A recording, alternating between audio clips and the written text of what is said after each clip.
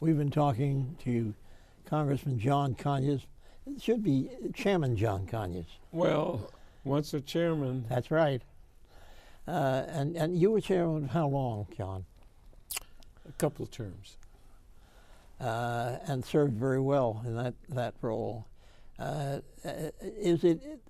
never served in the minority in all the time that I was here. 8 terms, and I never served in the minority. How is it to serve in the minority? Is it difficult? Terrible. I can't use the proper descriptions in the studio, especially when your conservative opposition is determined to block any initiative coming out of the White House because the occupant is the 44th President of the United States, a young, incredible man whose ability to inspire shot him right up to the top. But I recall when you were chairman, you got along very well with the minority and was able to pass quite a bit of legislation.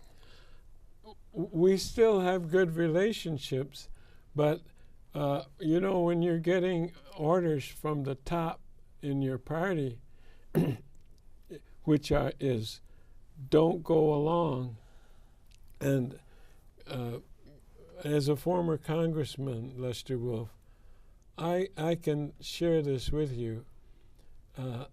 There almost seems to be a suicidal thrust on the part of Republicans to demolish their party. They're against almost everything that's reasonable and fair, and it has nothing to do with whether you're a Democrat or a Republican. I mean, having safe laws for purchasing guns and getting military weapons out of commerce is not a political party issue. Protecting women against abuse, the Violence Against Women's Act that goes way back to when you were in Congress, is not Democratic or Republican. But this personalizing has attracted a lot of attention and brought a lot of criticism. And I think President Obama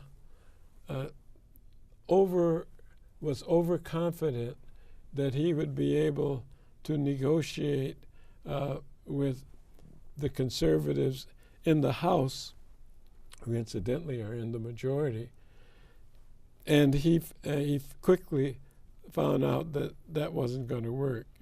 But it doesn't seem to be a struggle between liberals and conservatives.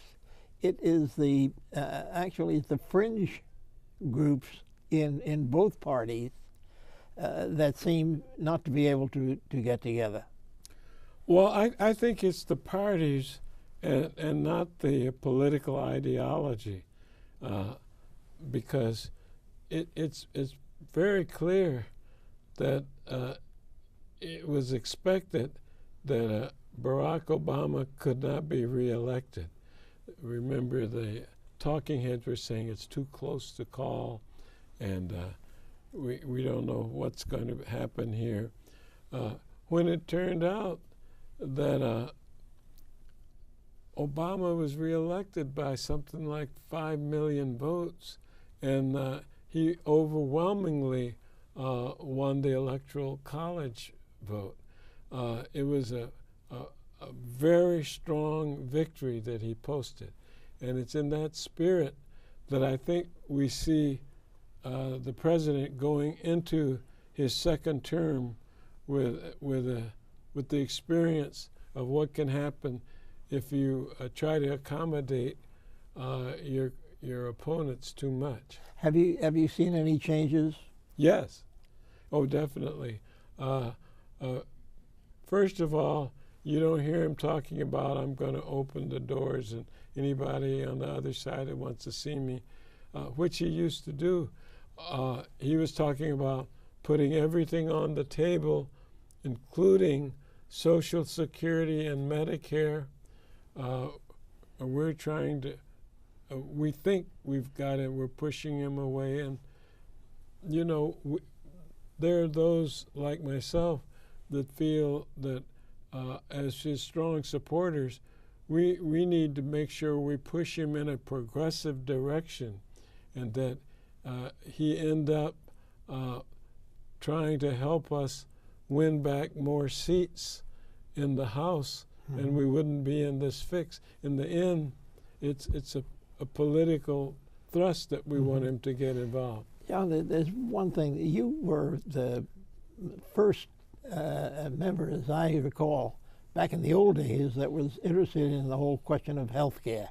Oh, yes. And that Still was am. And you were very strongly proposing a single-payer system. Yes, universal single-payer, still am.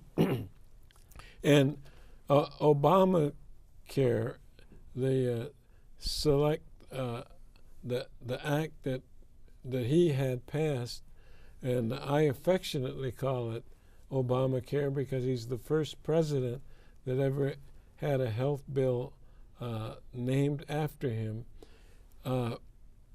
is now moving forward. There are many parts of it that won't go into effect till even later this year. And what he did there was allow hundreds of thousands of more people to be eligible for health care benefits that weren't before.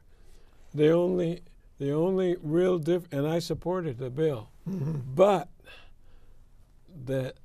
what he did was to allow the insurance companies, who supported the bill too, because they were given a lot more customers as a result of it. And what we're talking about, and that's where the term you use, single payer, comes in, is that we want everybody. Health care is a right, and if you don't have it, you're in bad shape. The Constitution can read whatever it wants, but if you don't have health care because you can't afford the premiums, or you don't know what the fine print says in the policy. And it's part of the life, liberty, and the pursuit of happiness, is it not? Yeah. So what we have going now is a new move, and I got over 70 members to join me in the last Congress to come out for this support. Collective bargaining, the unions, the physicians for a national health plan are all supporting it. The nurses union has come out for it. With the opposition that we did have to Obamacare, do you think any progress can be made on this? Oh, absolutely. The only problem is it's like civil rights. And you know some of those battles, and voter rights, which still is a hot topic. Is that going to come before your committee? Oh, yes, that's all our jurisdiction, where you have to wait 3 and 4 hours to vote, in some places longer. That's an impediment on the most important right of American citizenship, the right to choose who governs. And so that's on the table too. That's another one that we can add. So you can see the House Judiciary Committee is going to be very, very busy. But it's a matter of educating up the American people so that we have the kind of support to get the bills passed. And as you know, this is pretty complex material. We all have staffs, we have outside experts, we have professors, doctors, and everybody else. Well, you have brought into the picture many outside experts. I know over a period of time who volunteered to help. Oh yes, oh yeah.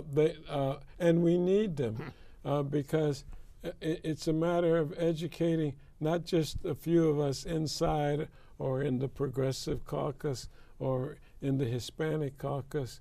It's a matter of people saying to whoever their member is, we want the best health care system that we can get, and that is not expensive.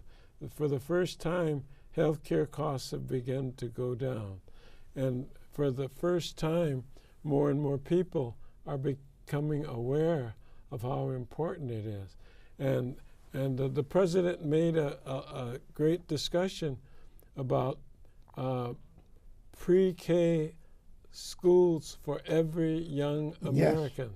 Yes. That is an incredible position for a second-term president to be making, and his speech was really we have to go back and study it. And the end of the line too. The end of the line too. The idea of making college more affordable. Right, and he said the universities themselves are going to have to examine why these costs keep going up. I remember it took, when I went to Wayne University in Detroit, a couple $100 for a semester. Well, now young people graduate with $30,000, $40,000, $50,000 worth of debt. I know I paid only $10 a point when I was at NYU, and comparing the costs, almost insurmountable for the young people. That's right, especially if we haven't dealt with the most important thing on my agenda, not in the Judiciary Committee, is creating a job for every American in the United States. There's no reason why we can't create full employment for everybody and training for those that need it.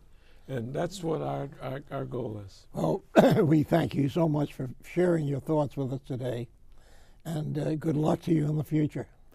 I hope I am interviewed by you more in the 113th Congress. Thank you so much. And now until next week at the same time, with a hoarse voice, this is Lester Wolf saying so long from Washington.